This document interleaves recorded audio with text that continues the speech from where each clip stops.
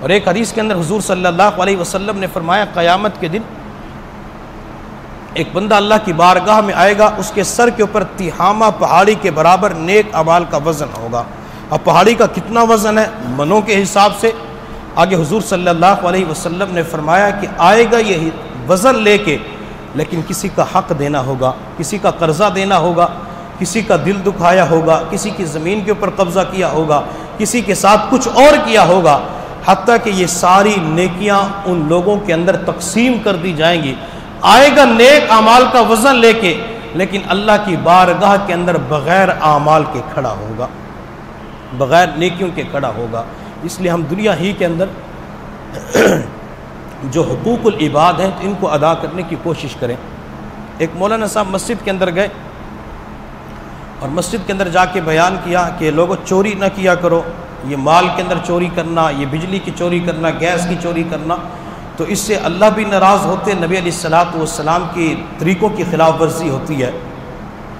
تو مجلس کے اندر ایک بوڑھا بیٹھا تھا، تو بوڑھے نے کہا مولوی صاحب 1 گھنٹہ ہو چکا ہے، میں آپ کی تقریر سنا، میری بھی سن لیں۔ تو مولانا صاحب نے فرمایا کہ جی ہاں آپ نے سنانے تو آپ بھی سنائیں۔ اس نے کہا مولانا صاحب آپ جو بجلی چوری کی بات کر رہے ہیں، جس مسجد کے اندر آپ بیٹھے ہیں اس مسجد کی کنڈیاں بھی ڈائریکٹ تاروں کے ساتھ لگی ہوئی ہے۔ مساجد کے اندر بھی یہ حال ہے، مدارس کے اندر بھی یہ حال ہے، چوری کی بجلی استعمال کی جاتی ہے۔ تو لہٰذا یہ حقوق العباد ہے، یہ حقوق العباد کے اندر شامل ہو جاتی ہے۔ ہم جو یہ پاکستانی عوام ہر وقت ٹیکس ادا کر رہی ہوتی ہے، کبھی بل کے اندر ٹیکس دیتی ہے تو کبھی کسی اور چیز کے اندر ٹیکس دیتی ہے، ان ساری چیزوں کے اندر ہر بندے کا حق شامل ہو جاتا ہے۔ جس ٹیکس کے ساتھ یہ ملک چلتا ہے، فوجیوں کی تنخواہیں جاری کی جاتی ہیں، لوگوں کے ساتھ جو ان کی ماہانہ تنخواہ ہوتی ہے وہ ادا کی جاتی ہے، تو یوں سمجھ لیں لوگوں کا خون پسینہ اس کے اندر شامل ہوتا ہے۔ اگر کسی بندے نے ان حقوق کے اندر ڈاکہ مارنے کی کوشش کی، ایک پائی کو بھی اپنی طرف کھینچ لے کسی بھی طریقے سے، تو پوری انسانیت کو جواب دینا اس بندے کے لیے مشکل ہو جائے گا۔ اس نے پائی پائی کا حساب پھر اللہ کی بارگاہ میں دینا ہوگا اور بندہ دے نہیں سکے گا۔ اس لیے دنیا کے اندر یہ چند روزہ زندگی ہے جو آخرت کے مقابلے کے اندر صرف 1.5 منٹ کی زندگی ہے، اور زندگی کا کوئی پتہ نہیں کس موڑ پہ زندگی بے وفائی کر جائے، کس موڑ پہ زندگی کی آخری سانس نکل جائے۔ جب زندگی کا نہیں پتہ، جب موت کے بارے میں علم نہیں ہے، تو بندہ پھر اپنے پروردگار کو ناراض نہ کرے، بندہ پھر اللہ کی نافرمانی نہ کرے، بلکہ بندہ دنیا کے اندر وہ اعمال کرے جس سے پروردگار راضی ہو جائے۔ تو پل صراط کے اوپر یہ 7 مقامات کے اوپر جانچ پڑتال ہوگی۔ جس بندے کے 7 مقامات کے اوپر یہ جانچ پڑتال صحیح نکل آئی تو بندہ بھاگتا ہوا سیدھا جنت کے اندر چلا جائے گا، اور جس کے اعمال یہ درست نہ ہوئے تو بندہ وہاں سے کٹ کر جہنم کے اندر چلا جائے گا۔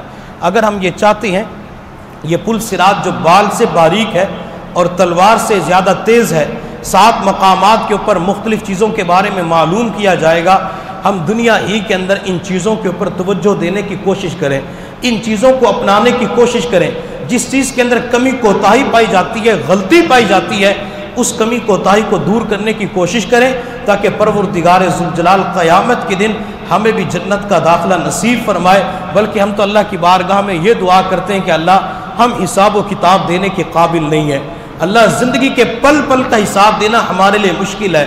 اللہ صحابہ کرام بھی تو یہی کہتے تھے، انبیاء بھی تو یہی کہتے تھے، اللہ تیرے سامنے بول نہیں سکتے، اللہ تجھے حساب و کتاب نہیں دے سکتے، بلکہ تو ہمیں مٹی بنا دینا، ہم مٹی ہونے کو پسند کرتے، حساب و کتاب نہیں دے سکتے۔ ہم بھی یہی عرض کرتے اللہ ہمارے اعمال اس قابل نہیں ہیں، اللہ ہمارے اعمال تو کھوٹے سکے ہیں، اللہ یہ اعمال کھوٹے کہیں نہیں چل سکتے۔ اللہ ہم تیری بارگاہ کے اندر دنیا ہی کے اندر دعا کرتے ہیں تو بغیر حساب کتاب کے جنت کے اندر داخل فرما دینا، چونکہ حضور صلی اللہ علیہ وسلم نے ارشاد فرمایا قیامت کے دن اللہ تعالیٰ میری امت میں سے 70,000 بندوں کو بغیر حساب کتاب کے جنت عطا فرمائیں گے۔ علماء کرام نے پھر یہ بھی لکھا ہے وہ جو 70,000 ہوں گے، ان 70,000 میں سے ہر بندہ 70,000 اوروں کو جنت کے اندر لے کے جائے گا۔ ہم اللہ کی بارگاہ میں یہ دعا کرتے ہیں اللہ نیک بندے تو بہت زیادہ ہیں، اللہ صحابہ کرام نیک تھے، مشائخ اولیاء اللہ سین، اللہ یہ اربوں کی تعداد بن جاتی ہے، لیکن اللہ اگر آپ کے فضل اور کرم کی نظر ایک مرتبہ ہمارے اوپر بھی پڑ جائے، اللہ تو ہمیں بھی اس جماعت کے اندر شامل کر لے. اللہ تیرے خزانوں کے اندر کمی نہیں آئے گی. دعا مانگنا بندے کا کام ہوتا ہے، پھر اس پوری جماعت کے اندر شامل کر لینا یہ میرے پروردگار کا کام ہوگا. اس لیے اللہ کی بارگاہ کے اندر روزانہ یہ دعا کیا کریں کہ اللہ میں حساب و کتاب کے قابل نہیں ہوں. اللہ پل صراط کے اوپر بھی ان چیزوں کے بارے میں جانچ پڑتال ہوگی. اللہ اعمال کا وزن بھی کیا جائے گا. اللہ میں تو کسی حساب کا قابل نہیں ہوں. اللہ میں کچھ بھی نہیں دے سکتا. اللہ اپنے فضل اور کرم کا معاملہ کر دینا. اللہ جیسے دنیا کے اندر لوگوں کے اوپر ترس کھا لیتی ہے، کہتے کمزور ہے، کمزوروں کو پاس کر دیتے، معاف کر دیتی ہیں. اللہ تو نے ہمیں کمزور پیدا کیا، ہم تیرے تمام بندوں میں سے سب سے زیادہ کمزور ہیں. اللہ اپنی کمزوری کا اقرار کرتی ہے، اپنی کمزوری کا اعتراف کرتی ہے. اللہ قیامت کے دن کمزوروں کے اوپر ترس کھاتے ہوئے، قیامت کے دن کمزوروں کے اوپر رحم کرتے ہوئے تو بغیر حساب کتاب کے جنت کے اندر داخل فرما دینا، تاکہ ہم جنت کے اندر چلے جائیں. جب اللہ کی بارگاہ میں دعا کریں گے تو اللہ تعالی ہماری اس دعا کو ضرور قبول فرمائیں گے. اللہ رب العزت کی بارگاہ میں دعا ہے اللہ تعالی ہمیں قبر کے سوال و جواب جو ہوں گے اس کے اندر بھی کامیاب فرمائے، قبر کے عذاب سے محفوظ فرمائے، اور حشر کے میدان کے اندر پوری انسانیت کے مجمع کے سامنے ہمیں سرخرو فرمائے. اور اسی طرح جنت کا داخلہ ہمارے لیے، ہمارے بچوں کے لیے، والدین کے لیے، دوست احباب مشائخ کے لیے، سب کے لیے اللہ تعالیٰ آسان فرمائے. وآخر دعوانا ان الحمدللہ رب العالمین.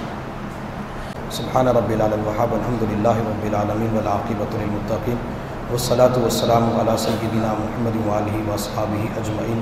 ربنا آتنا فی الدنیا حسنۃ وفی الآخرۃ حسنۃ وقنا عذاب النار. اے کریم پروردگار، ہم تیرے عاجز و مسکین، فقیر، محتاج، مسکین بندے ہیں. اللہ ہمارے حال پہ رحم فرما. اللہ ہمارے گناہوں کو معاف فرما. اللہ ہماری خطاؤں سے درگزر فرما. اللہ تمام لغزشوں کو معاف فرما. اے کریم پروردگار، جتنے دوست احباب دور قریب سے چل کے تشریف لائے ہیں، مائیں بہنیں بیٹیاں چل کے آ چکی ہیں، اللہ سب کا چل کے آنا قبول و منظور فرما. اللہ سب کو قدم قدم پہ اجر عظیم عطا فرما. اللہ خوشیوں بھری زندگی نصیب فرما. اللہ سکون و چین والی دولت سے مالا مال فرما. اللہ گناہوں سے پاک صاف زندگی نصیب فرما. معصیت سے خالی زندگی نصیب فرما. میرے اللہ جو حضرات خواتین بچے بیمار ہیں، اللہ سب کو صحت عطا فرما. شفائے کاملہ عاجلہ مستمرہ نصیب فرما. اللہ قدم قدم پہ اپنا ساتھ نصیب فرما. میرے اللہ جو حضرات دنیا سے جا چکے ہیں، اللہ ان سب کی مغفرت کاملہ فرما. اللہ ان کی قبروں پہ اربوں کھربوں رحمت نازل فرما. اللہ قبروں کو جنت کا باغ بنا. جنت الفردوس کے اعلیٰ مقامات نصیب فرما. اللہ اپنے قرب کے اعلیٰ ترین درجات نصیب فرما. اللہ تمام لواحقین کو صبر جمیل عطا فرما. اے کریم پروردگار، اٹھے ہوئے ہاتھوں کو قبول فرما. اللہ جو قرضوں کی وجہ سے پریشان ہے، اللہ قرضوں کی ادائیگی کی سبیل پیدا فرما. اللہ مصائب و آلام سے چھٹکارا نصیب فرما. اللہ برے دن سے بچا. اللہ برے کاموں سے بچا. اللہ برے انجام سے بچا. اللہ پھسلنے سے محفوظ فرما. عزتیں ملنے کے بعد ذلتوں سے محفوظ فرما. اللہ ہدایت کے بعد گمراہی سے محفوظ فرما. اللہ علم کے بعد جہالت کے کاموں سے محفوظ فرما. اللہ ایمان کے بعد کفر سے محفوظ فرما. میرے اللہ اپنی یاد والی زندگی نصیب فرما. اللہ غفلت سے ہماری حفاظت فرما. اے کریم پروردگار، ہمارے اس ملک پاکستان کی حفاظت فرما. یہ ملک مختلف بحرانوں کا شکار ہے، اللہ بحرانوں سے چھٹکارا عطا فرما. اللہ ہمیں آزادی کی قدر کرنے کی توفیق نصیب فرما. میرے اللہ چند دنوں کے بعد جو الیکشن آ رہے ہیں، اللہ الیکشن کے موقع پر اللہ تمام مسلمانوں کی جان مال کی حفاظت فرما. عزت آبرو کی حفاظت فرما. اس ملک کی سرحدات کی حفاظت فرما. ملک کے باشندوں کی حفاظت فرما. اے کریم پروردگار، ہمیں دینی قیادت نصیب فرما. اللہ دینی قیادت نصیب فرما. اللہ جو ملک کے بارے میں اچھی سوچ رکھنے والے ہیں، اللہ ہمیں وہ لوگ نصیب فرما. اے کریم پروردگار، جو اس ملک کے دشمن ہیں، اللہ ان کو ہدایت نصیب فرما. اللہ جن کی قسمت میں ہدایت نہیں، اللہ ان کو چن چن کے دفع دور فرما. اے کریم پروردگار، اے رحیم پروردگار، اٹھے ہوئے ہاتھوں کو قبول فرما. اللہ جس بھائی کے جس دل کے اندر جتنی بھی نیک تمنائیں ہیں، اللہ ان ساری نیک تمناؤں کو پورا فرما. وصلی اللہ تعالی علی خیر خلقہ محمد وآلہ واصحابہ اجمعین برحمتک یا ارحم الراحمین.